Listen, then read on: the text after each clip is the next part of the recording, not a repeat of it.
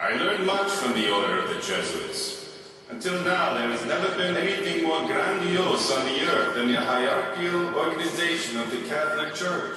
I transferred much of this organization into my own party. I'm going to let you in on a secret. I am founding an order. In my birds of the order, we will raise up a youth which will make the world tremble.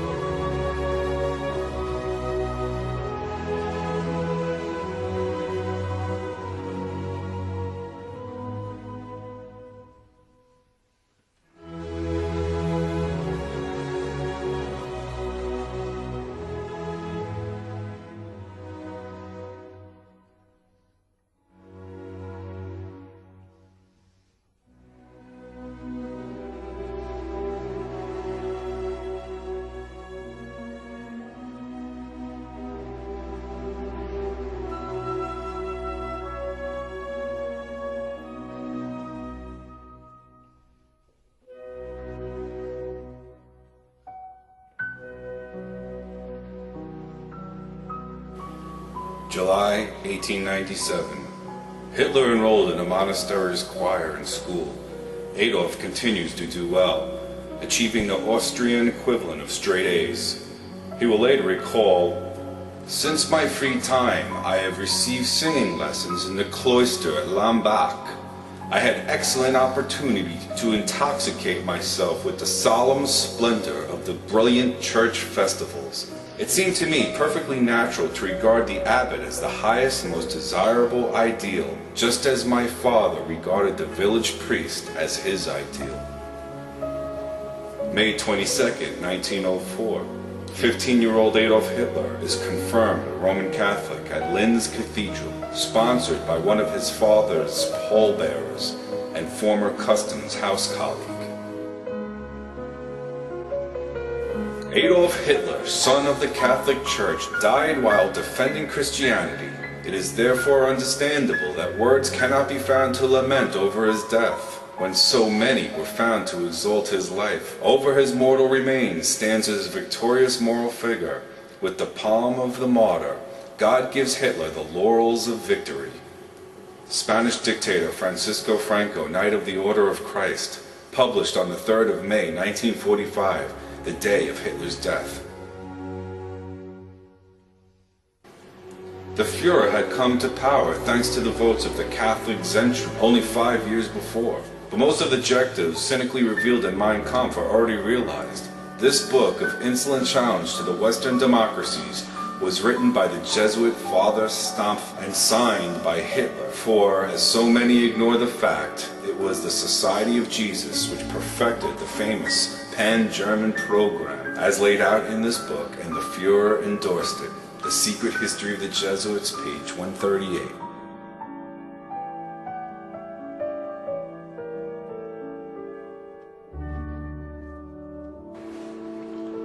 On 30 January 1933, Adolf Hitler was appointed Chancellor.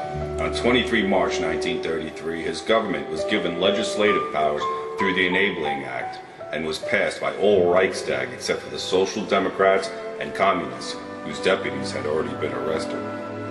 Hitler had obtained the votes of the Center Party, led by Prelate Ludwig Kass, by issuing oral guarantees of the party's continued existence and the autonomy of the Church and her educational institutions.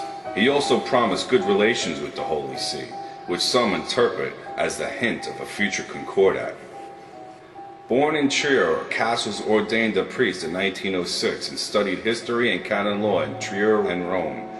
1906, he completed a doctorate in theology, and in 1909, he obtained the second doctorate in philosophy. In 1910, he was appointed rector of an orphanage and boarding school near Koblenz. Until 1933, he devoted his spare time to scholarly pursuits. Later, Kass would frequently travel to Rome, where he would stay with Basili, and he experienced firsthand the new ladder entry, which he published on. In 1931 and 1932, continued as an advisor in negotiations for the Reich Concordat. That, however, came to nothing until 1933. 1933, on 15 March, Kass was the main advocate supporting the Hitler administration's Enabling Act in return for certain constitutional and allegedly ecclesiastic guarantees. Hitler responded positively via Franz von Papen. 23 March, Kass gave a speech outside Reichstag, voicing the center's support for the bill amid concerns put aside. This vote for the Enabling Act was a major step in the institution of the dictatorship of Adolf Hitler and is remembered as the prime example of a democracy voting for its own demise. Because of Kass's request for guarantees and because of his later involvement in the Reich Concordat negotiations, Kass and Papen traveled together to Rome and had discussions on the train.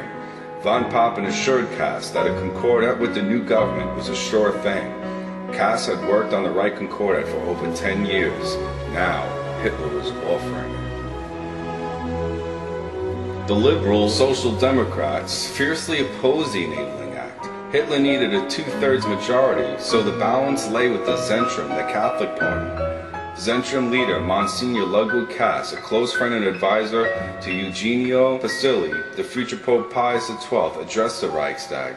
Far from attacking the Enabling Act or disputing Hitler's claim that Nazism was based on Christianity, Kass called for a yes vote. The Zentrum faction did vote yes, and the act became law, according to the National Catholic Reporter correspondent John Allen. Kass acted in coordination with the German bishops. 4 days later, on March 28, the German bishops rescinded their ban on Nazi Party membership. On April 1st, Cardinal Adolf Bertram of Breslau addressed German Catholics in a letter warning them to reject as a matter of principle all illegal and subversive activities. To most Catholics, it looked as if the Church wanted a modus vivendi with Hitler. The same impression was created a few weeks later when Hitler held a plebiscite to endorse the decision to pull Germany out of the League of Nations, which received the endorsement of the Catholic press and several Catholic bishops. When Hitler and the Church came to terms for a concordat, it cemented the impression that Hitler was a man of the Church which the Church could do business with.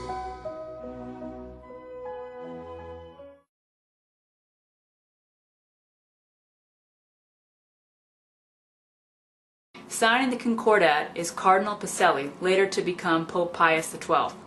By 1933, he was the Vatican Secretary of State. Far left is Prelate Ludwig Cass, leader of the Center Party. Seated second from his left is Franz von Papen, who was a German nobleman, Catholic politician, general staff officer and diplomat, who served as Chancellor of Germany in 1932. Standing at the far right can be seen the little-known Vatican prelate, Montini, later to become Pope Paul VI. At a time when the heads of the major nations in the world faced a new Germany with cool reserve and considerable suspicion, the Catholic Church, the greatest moral power on earth, through the Concordat expressed its confidence in the new German government. There was religious freedom for Catholics during Nazi Germany per the terms of the Concordat between the Holy See and the German Reich. Article 1.